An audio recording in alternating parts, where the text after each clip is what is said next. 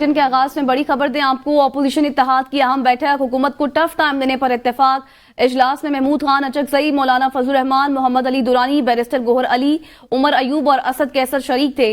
जमात इस्लामी और BNP mangle के वफ्द की भी इजलास में शिरकत की गई है। मजीद बात करेंगे जाहिदा राव से। जाहिदा, इजलास का अहवाल बताइए। कशाइया दिया गया था। मेजबान साबिक वज़ीर आला पंजाब मोहम्मद अली दुरानी थे, जहां पर तमाम अपोजिशन थी। वहां पर जो मौलाना फजलुर रहमान भी थे, बैरिस्टर गोहर भी थे, उमर अयूब भी थे। महमूद खान अचकजई की सरबराही में मुलाकात हुई, क्योंकि बानी पीटी की जानिब से महमूद खान अचकजई को टास्क दिया गया था कि तमाम बातों का एक अलायंस बनाया जाए, उनसे बातचीत की जाए कि आगे का क्या लाएमल बनाना है, कैसी तहरीक आगे बढ़नी है, मुल्क में जो आइन और कानून की जंग चल रही है उससे कैसे निपटना है, और महंगाई, बेरोजगारी जैसे मसाइल को भी डिस्कस किया गया कि आवाम के साथ ज्यादती हो रही है। फिर सुप्रीम कोर्ट का फैसला भी डिस्कस किया गया, एक्सटेंशन वाला फैसला भी डिस्कस किया गया, और साथ ही तजवीज पेश की गई। तमाम सियासी जमातों ने ये दी कि आइन के साथ कोई भी खिलवाड़ नहीं होने देंगे, हम इस बात पर तमाम एक पेज पर है।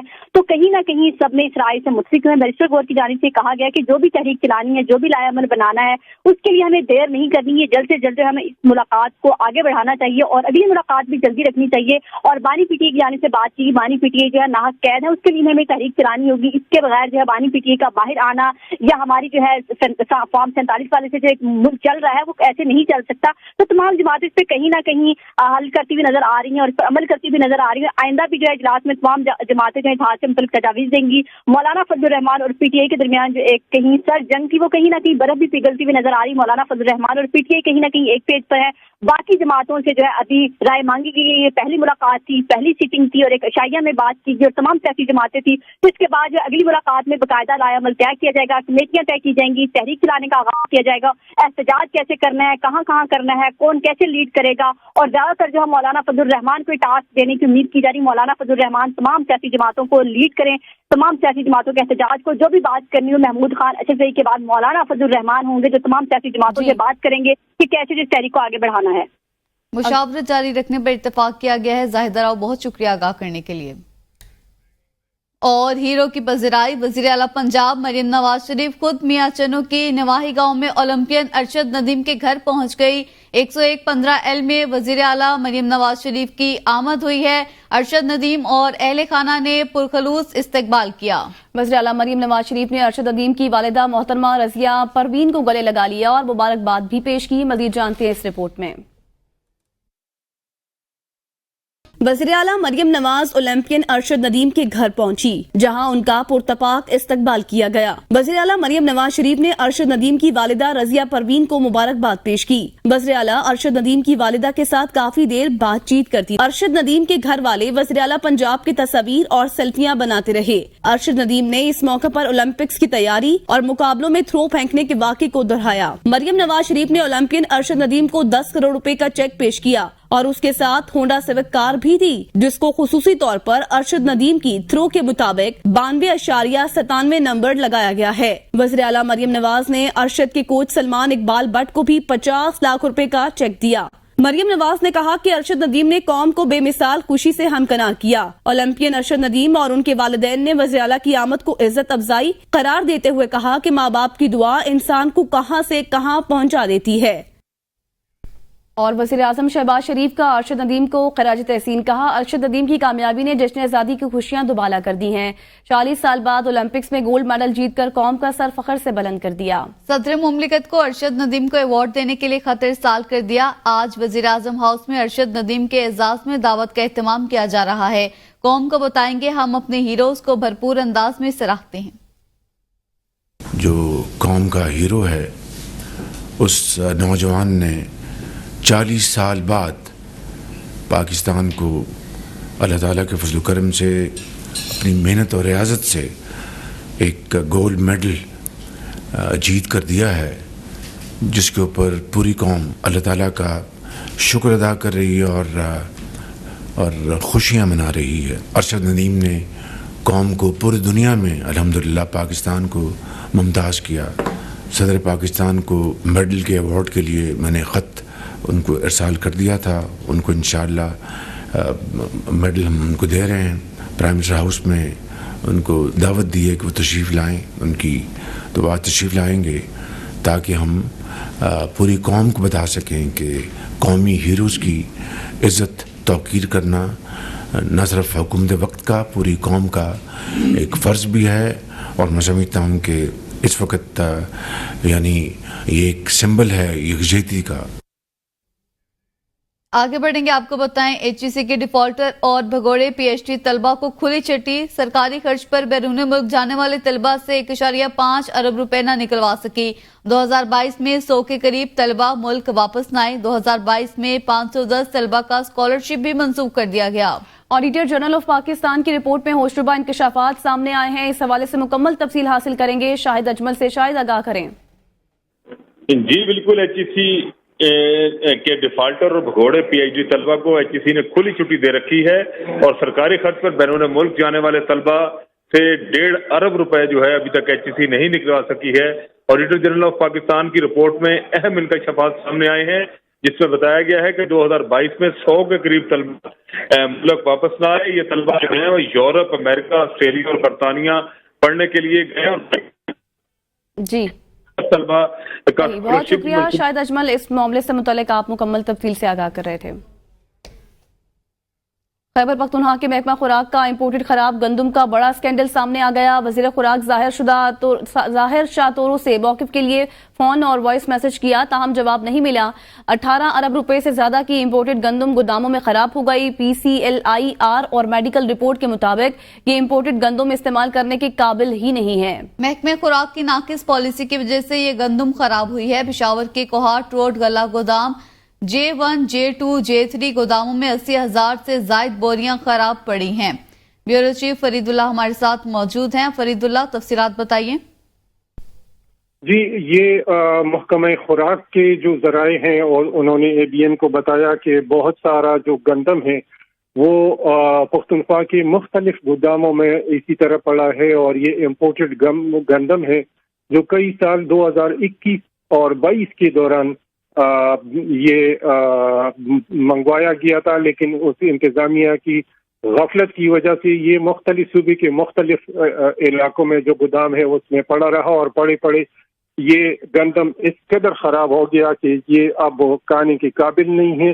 جو پشاور کے کوہاٹ روڈ سے غلہ گودام ہے، جسے J1 J2 3 گودام کہتے ہیں، اس میں 80,000 سے زیادہ بوریاں خراب پڑی ہیں، اور اسی طرح پختونخوا کے ضلع مالاکنڈ، کوہاٹ، ہنگ اور دیگر اضلاع میں بھی تقریباً 11 لاکھ سے زیادہ امپورٹنٹ گندم کی بوریاں خراب پڑی ہیں۔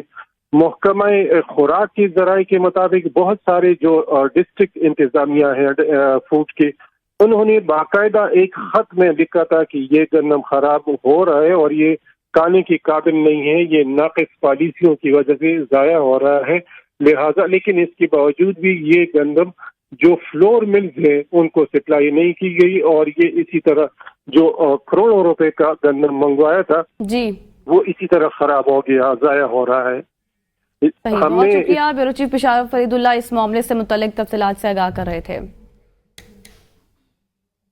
آپ کو بتائیں صوبہ بلوچستان میں مقامی حکومتوں کی میعاد 27 جنوری 2019 کو مکمل ہوئی۔ ذرائع الیکشن کمیشن کے مطابق کوئٹہ کے علاوہ صوبہ بھر میں بلدیاتی انتخابات کا انعقاد مکمل ہو چکا۔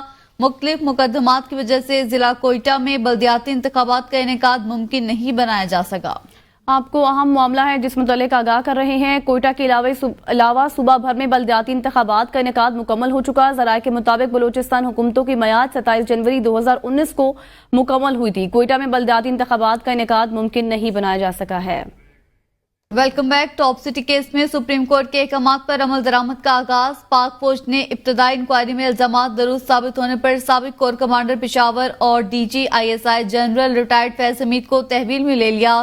کورٹ مارشل کی کارروائی کا آغاز کر دیا گیا ہے۔ پاک فوج کے لیفٹیننٹ جنرل رینک کے افسر کو فیلڈ جنرل کورٹ مارشل عدالت کا سربراہ لگایا جائے گا۔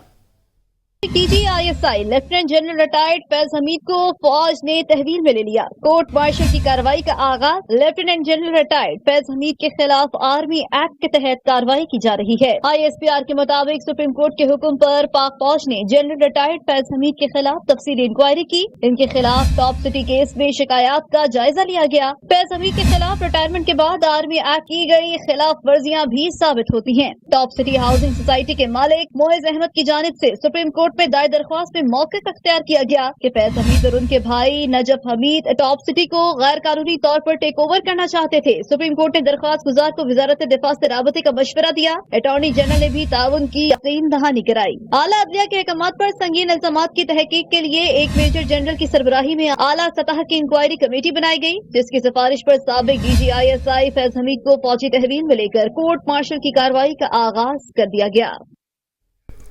फैज हमीद के खिलाफ शफाफ इंक्वायरी होगी। वज़ीर दिफा ख्वाजा आसिफ कहते हैं कि फैज हमीद रिटायरमेंट के बाद सियासत में मुलव्वस रहे।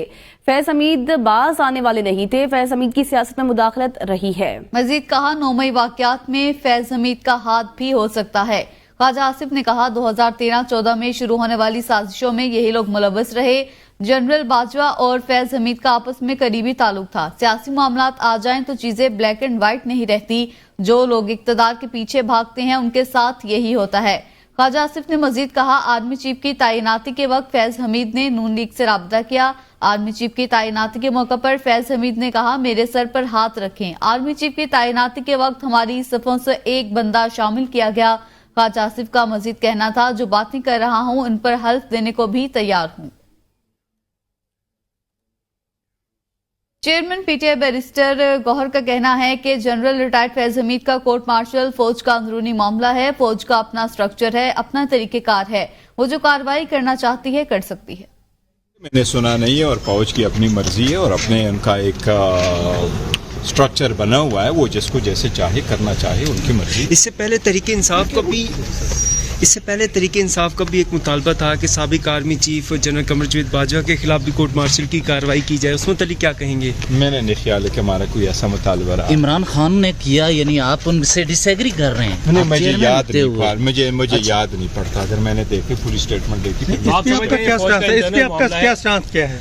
देखिए फौज का सारा इंटरनल मामला है। वो जैसे तरीकों को देखते हैं वो अपने तरीक़ेकार से जिसके खिलाफ कार्रवाई करना चाहे उनकी मर्जी। सेनेटर फैसल बावड़ा का जनरल रिटायर्ड फैज हमीद के खिलाफ इंज़बाती कार्रवाई पर रद्द-ए-अमल देते हुए कहना है कि पाक फौज ने पैगाम दिया मौजूदा क़यादत ईमानदार है। आइन और कानून का नुकसान हो तो ऐसे इक़दामात होना ही थे। फैसल बावड़ा ने कहा कि ये शुरुआत है, अभी और बड़े बुद्ध करने हैं। टॉप सिटी का केस उठेगा तो और भी कई नाम सामने आएंगे। उन्होंने कहा आने वाले दिनों में अरशद शरीफ से मुतालिक भी हकाइक सामने आएंगे। बात सिर्फ करप्शन तक नहीं रहेगी, मुल्क को नुकसान पहुंचाने वालों का एहतसाब होगा। 9 मई की पुष्टपनाही करने वालों का भी एहतसाब होगा। JUI के मरकजी रहनुमा हाफिज हमदुल्ला ने जनरल रिटायर्ड फैज हमीद को फौजी तहवील में लेने और कोर्ट मार्शल का अमल शुरू होने पर कहा कल तक लोग फैजियाब होते रहे, आज बेफैज हो गए। रहनुमा JUI हाफिज हमदुल्ला ने कहा कि कल तक लोग फैजियाब होते रहे, आज बेफैज हो गए। ये वो तोता है जिसकी जान में बहुत से लोगों की जान है। उन्होंने कहा कि अब देखते हैं कि आगे होता क्या है। उनकी मुल्की सियासत में मुदाखलत की लंबी फहरिस्त है। विफाकी वजीर एहसन इकबाल ने कहा है कि 2018 में एक अनाड़ी को मुल्क पर मुसल्लत किया गया। शायद बेगमात और बच्चों के कहने पर उन्होंने अपनी अकल पर ताले डाले। एक का नाम तो कल सबने सुन लिया है, इसको एटमी मुल्क की चाबी दी गई जिसने कभी UC नहीं चलाई। जजेस और जनरल्स जिनमें से एक का नाम कल आप TV पे काफ़ी सुनते रहे हैं, इन्होंने अपनी शायद घरों में बेगमात और बच्चों के असर में आके अपनी अकल पे ताले डाल दिए और इस मुल्क के ऊपर एक अनाड़ी को मुसल्लत कर दिया गया। और 2018 में इस कौम ने एक एटमी ताकत की चाबियां एक ऐसे शख्स के हवाले कर दी जिसने ज़िंदगी में कभी यूनियन काउंसिल नहीं चलाई थी। वजीर इत्तलात सिंध शर्जील मेमन ने कहा है कि lieutenant general retired Faiz Hamid के खिलाफ इदारा कार्रवाई कर रहा है। रिपोर्ट आएगी कि सब चीजें सामने आ जाएंगी।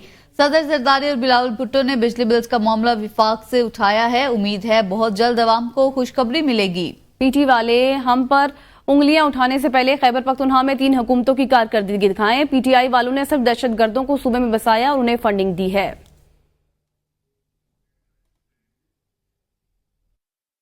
कि हुकूमत और पीपल्स पार्टी की लीडरशिप जो है वो फेडरल गवर्नमेंट को एंगेज करके बैठी हुई है कि आप रेट कम करें, आप लोगों को रिलीफ दें। अगर ज़रूरत पड़े तो हुकूमत सिंध भी तैयार है, बाकी सब भी तैयार है। हम चाहते हैं कि लोगों को रिलीफ मिले किसी न किसी तरीके से, ताकि लोग बेचारे बिजली